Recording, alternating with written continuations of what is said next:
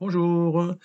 Vous souvenez-vous de nos vidéos sur la lunette Vespera? Alors, je vous avais promis l'année dernière de vous parler du traitement qu'on pouvait appliquer aux images des lunettes Vespera. Alors, c'est parti. Aujourd'hui, je vais vous montrer très brièvement comment on traite des images faites avec les lunettes Vespera. Bon, une fois connecté, cliquez sur la petite flèche à droite de l'écran et ensuite vous accédez au menu Réglages. Dans le menu Réglages, vous allez voir différentes options d'enregistrement des images. Le plus important pour nous, c'est d'enregistrer les images en TIFF. Vous avez également une possibilité d'enregistrer les brutes en FITS, mais là je vous le déconseille parce que ça va prendre toute la mémoire. Et vous avez aussi une possibilité d'enregistrer les JPEG si vous faites du time-lapse. Rappelez-vous, le plus important aujourd'hui, c'est d'enregistrer au format TIFF. Et bien maintenant, il n'y a plus qu'à allumer votre ordinateur. Et sur le PC, en bas, vous avez le petit globe là qui permet de se connecter en Wi-Fi ou Internet en général. Donc là, une fois que la lunette est allumée, vous avez Vespera. Vous choisissez votre Vespera et vous appuyez sur le bouton Se connecter.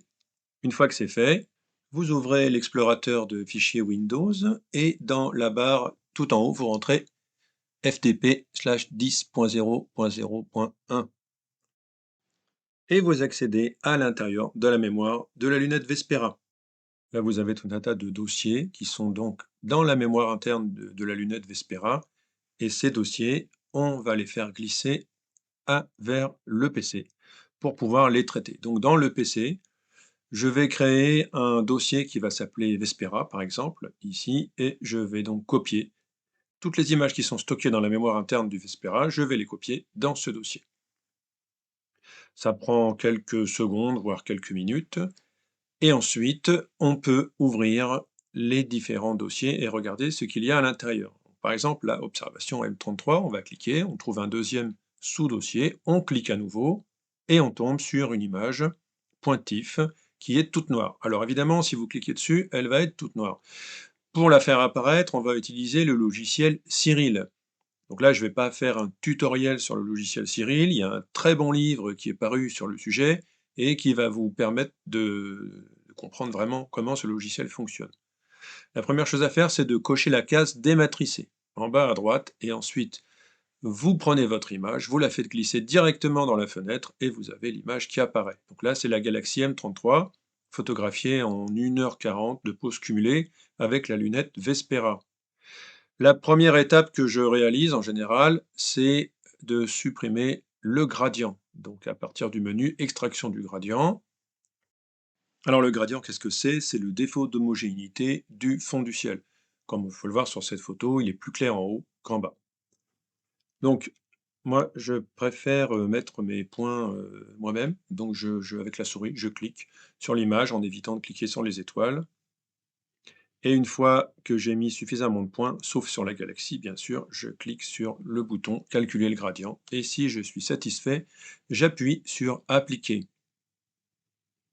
Bon bah voilà, mon image est à peu près correcte. On va la garder comme ça. Évidemment, c'est pas une image de référence. Donc on va passer maintenant en visualisation linéaire. Donc en bas là, vous cliquez sur le bouton et vous appuyez sur linéaire. L'image devient instantanément noire, évidemment. Il va falloir maintenant faire appel aux histogrammes pour la faire apparaître convenablement à l'écran. Donc en haut dans le menu, transformation d'étirement, vous cliquez et vous avez transformation de l'histogramme. Vous faites apparaître à ce moment-là une fenêtre et vous appuyez sur la petite roue dentée qui est située à droite. Ça va avoir pour effet d'étirer la dynamique de l'image. Donc là, on retrouve l'aspect qu'on avait tout à l'heure et on va pouvoir travailler sur l'image. Donc après, je fais quelques réglages. En général, j'aime bien agir sur sur le petit curseur du centre et l'amener vers la droite pour assombrir un peu le fond du ciel et la galaxie. Après, c'est une question de goût. Chacun règle un petit peu ça comme il le souhaite. Une fois que les réglages vous conviennent, vous appuyez sur le bouton Appliquer et ensuite le bouton Fermer. Bon, bah une fois que l'image est faite, on peut zoomer pour en vérifier la qualité, c'est pas mal. Alors moi, ce que j'aime bien faire sur mes images en deuxième, c'est augmenter la saturation des couleurs. Donc dans le menu, je choisis Saturation des couleurs, vous voyez, en haut, et ensuite je vais agir sur les curseurs pour régler un petit peu comme ça me plaît. Donc je vais augmenter la saturation et diminuer le facteur de fond de ciel.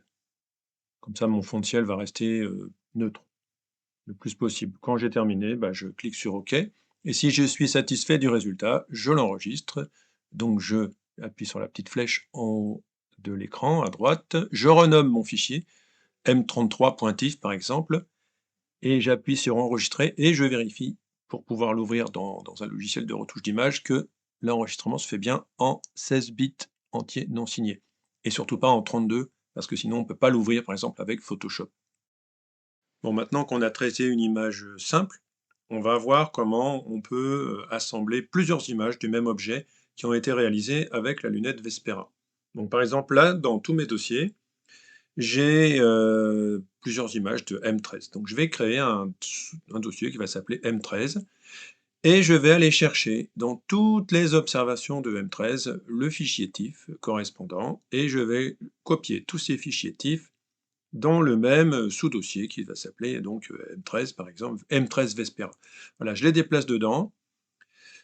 Là, en l'occurrence, il y en avait 5 réalisés à différentes dates. Et voilà, mes 5 fichiers sont là. Donc comment je vais faire? Je vais encore utiliser le logiciel Cyril, comme tout à l'heure. Et donc, j'ai Cyril en arrière-plan, je prends mes 5 fichiers et je les fais glisser non pas vers la fenêtre principale du logiciel, mais vers la fenêtre grise à droite. Je coche bien sûr la case dématricée, sinon les images vont apparaître en noir et blanc. Je donne un nom pour ma séquence, M13, et j'appuie sur le bouton Convertir, tout simplement. Une fois converti, voilà, ce sont mes images qui apparaissent. Bon, c'est pas terrible. Ce que je vais faire, c'est que je vais appuyer sur le bouton Alignement. Donc je vais dans l'onglet Alignement, je fais Alignement global ciel profond, et j'appuie sur le bouton. Une fois que c'est fait, je vais dans l'onglet Empilement. Je suis en empilement par moyenne avec rejet des pixels déviants. J'appuie sur le bouton Empiler, et voilà le résultat. Bon, c'est pas folichon. Donc je recadre. Avec la souris, je dessine un rectangle et clic droit, recadrer. Je garde la partie de l'image qui m'intéresse. Donc là, comme tout à l'heure, je vais aller dans le menu et faire l'extraction du gradient. Donc là, je vais dessiner mes petits points, mes petits carrés moi-même autour de l'amas d'Hercule. Donc il ne faut surtout pas mettre de carrés sur les étoiles brillantes, ni sur l'amas. Sinon, l'extraction du gradient ne va pas se faire dans de bonnes conditions. Donc une fois que je suis satisfait, j'appuie sur Calculer le gradient et Appliquer. Voilà, c'est nettement plus uniforme au niveau du fond de ciel. Donc je passe de auto-ajustement en linéaire et comme tout à l'heure, mon écran devient noir. Je vais dans le menu Traitement de l'image, Transformation d'étirement, Transformation de l'histogramme. Et là, pareil que tout à l'heure, j'appuie sur la petite roulette qui est à droite pour étirer la dynamique de l'image, et ensuite j'appuie sur Appliquer, et je vais pouvoir jouer avec les curseurs. Donc par exemple, le curseur du centre, je vais l'amener un petit peu vers la droite pour assombrir mon image, et quand je suis satisfait, j'appuie sur Appliquer, et puis je peux refaire l'opération un certain nombre de fois, y compris jouer sur le curseur de gauche si je veux assombrir mon fond du ciel. Bon, bah, l'image est pas mal là. Alors, je vais vous montrer une autre fonction de Cyril qui est un petit peu plus puissante. On va toujours dans le menu, traitement de l'image, transformation d'étirement. Et ce coup-là, on va ouvrir transformation d'étirement hyperbolique généralisé. Alors là, rien que le titre fait peur. Je ne vais pas non plus faire un tuto là-dessus. Vous aurez de plus amples informations dans le livre qui est sorti récemment. Alors, comment ça marche? Tout d'abord, je vais tracer un petit carré avec la souris autour du centre de l'amas, la partie la plus brillante de mon image, et je vais cliquer sur la petite pipette avec marqué point de symétrie. Donc là, c'est ce que je fais en général, ça marche plutôt bien. Et ensuite, je vais jouer sur les curseurs, donc le facteur d'étirement, l'intensité locale de l'étirement, etc. Vous voyez que quand on joue sur les curseurs, ça a des actions assez concrètes. Et on va pouvoir régler très précisément les curseurs pour avoir l'image la plus sympathique possible. Une fois que je suis content du résultat, je retourne dans le menu qui permet de régler la saturation et je l'augmente un petit peu pour faire ressortir la coloration des étoiles. Donc là, c'est pas mal, on voit qu'il y a pas mal d'étoiles jaunes et d'étoiles bleues dans M13, c'est normal, c'est la couleur des étoiles. Quand je suis satisfait du résultat, comme tout à l'heure, je vais dans le dossier et je lui donne un nom. Je coche la case 16 bits et non 32 pour pouvoir la retoucher après dans Photoshop par exemple, et j'appuie sur OK.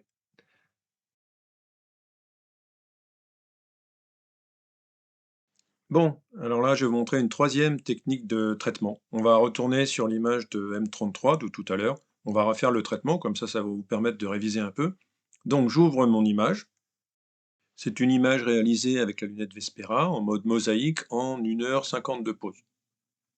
Donc là, je vais enlever le gradient et je vais vous montrer quelque chose. Il y a un mode automatique également pour extraire le gradient. Donc on appuie sur Générer et le logiciel place des points un petit peu partout sauf sur la galaxie. Et quand on appuie sur Calculer le gradient, vous voyez, eh ben, ça laisse une espèce de halo sombre autour de la galaxie. Donc là, ça me plaît pas trop. Donc j'annule et je finis par placer mes points manuellement, vous voyez, tout autour de la galaxie, un petit peu là où je veux, de manière un peu aléatoire. Et quand je clique sur calculer le gradient, bah, c'est quand même un petit peu mieux, il n'y a plus ce halo. Donc là, ça me satisfait. Donc on va faire comme tout à l'heure, on va passer du mode auto-ajustement en mode linéaire. Ensuite, on va aller dans le menu transformation d'étirement pour aller ensuite sur transformation de l'histogramme et étirer la dynamique de l'image pour la faire apparaître donc en affichage linéaire sur l'écran. Comme tout à l'heure, je m'amuse avec les curseurs. J'appuie sur appliquer à chaque fois que je fais un réglage pour ensuite peaufiner le réglage suivant jusqu'à ce que ça me convienne. Appliquer et ensuite on fait fermer. De la même manière que tout à l'heure, je retourne dans le menu et je vais agir sur la saturation des couleurs. Donc je règle la saturation de manière à faire ressortir bien comme il faut la couleur des étoiles et pas trop la couleur du fond du ciel. Bon, quand on zoome, on voit qu'il y a quand même un petit peu de bruit de fond, c'est normal, hein, c'est une pose unique, il n'y a pas de compositage mis à part fait par la lunette elle-même. On va essayer une fonction du logiciel qui est la suppression des étoiles. Donc ça se trouve dans le menu traitement des étoiles, suppression des étoiles StarNet. On appuie sur ce menu et on a donc une fenêtre qui s'ouvre. Moi je laisse en général le réglage par défaut. Et là, l'ordinateur va mouliner un petit peu et supprimer les étoiles. Donc là, on voit qu'il n'y a plus d'étoiles du tout. Par contre, il y a quand même pas mal de bruit de fond. Heureusement, il y a maintenant des applications qui permettent de supprimer le bruit de fond. Une petite retouche de l'histogramme parce que je trouve que le ciel est un tout petit peu trop lumineux. Voilà, là je suis satisfait. J'enregistre le résultat dans le dossier, toujours en 16 bits, évidemment. Je enregistre le résultat sous un fichier qui s'appelle M33 Starless, pour pouvoir le reconnaître plus tard. Donc Starless en anglais qui veut dire sans étoile. Ensuite, à partir de Cyril, j'ouvre le dossier dans lequel il y a mes images et je vais trouver un fichier qui s'appelle StarMask. Donc StarMask, c'est l'image des étoiles toutes seules sans la galaxie. Donc je l'ouvre, je fais éventuellement une petite retouche avec le curseur du bas, je vais l'assombrir un petit peu. J'assombris un petit peu les étoiles et je sauvegarde ce fichier avec le bouton en haut, je lui donne un nom, M33 étoile pointif, et pareil que tout à l'heure en 16 bits. Bon, la suite va nécessiter quelques outils supplémentaires, comme par exemple un logiciel de retouche d'image de type Photoshop. Donc là, par exemple, j'ai mes deux images de M33, l'image avec étoile, l'image sans étoile. Je les ouvre dans Photoshop. Donc je vais travailler essentiellement sur l'image sans étoile. Je commence à tracer une forme polygonale à l'aide de l'outil de sélection. Et avec la souris, je fais un clic droit et je demande un contour progressif de l'ordre de 150 pixels à peu près pour lisser le contour que j'ai fait manuellement autour de la galaxie. Donc ça va me permettre après d'effectuer un traitement sur la partie centrale plus brillante de la galaxie et de laisser le contour non touché.